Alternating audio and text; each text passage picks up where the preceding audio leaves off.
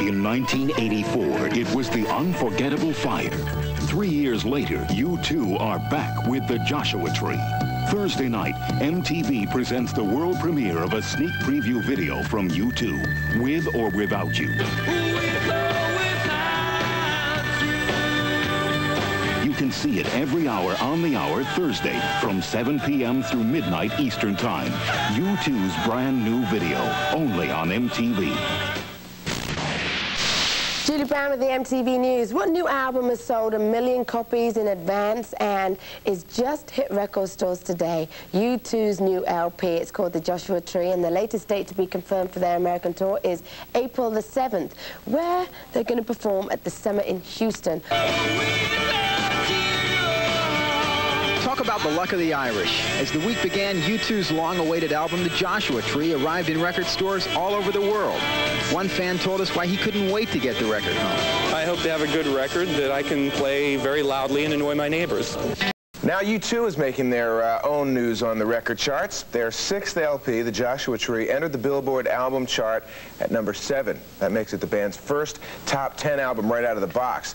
We wanted to find out why U2's drawing such intense interest at this point in their career. So we went to 2 sources, the fans and the critics. And here's what they had to say.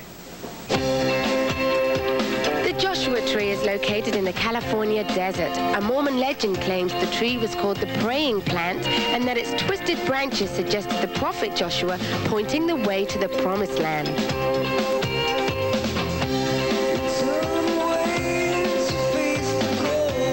I feel that they were working towards something with the Joshua Tree.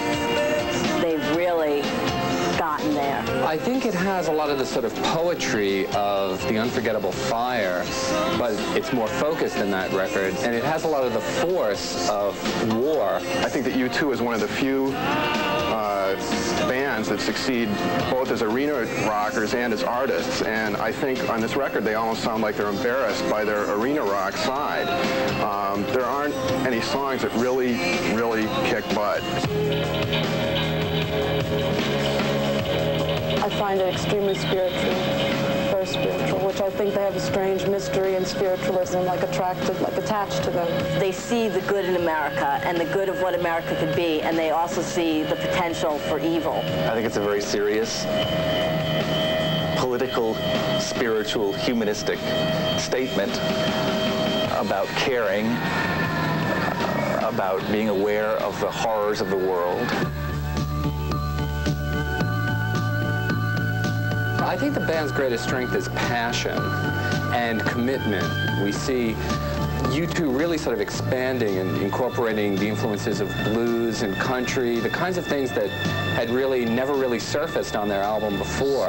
I think without Eno, it would really be missing something. There's very few producers, I think, that could bring that sound, that ambience to a record. The spirituality is always there, and I don't think there's any question about, I would agree with everyone who said that the record is passionate, but my problem is that it just doesn't have quite the hormones that it ought to have. I mean, this is rock and roll. Most American Christian pop music is really about smug self-satisfaction.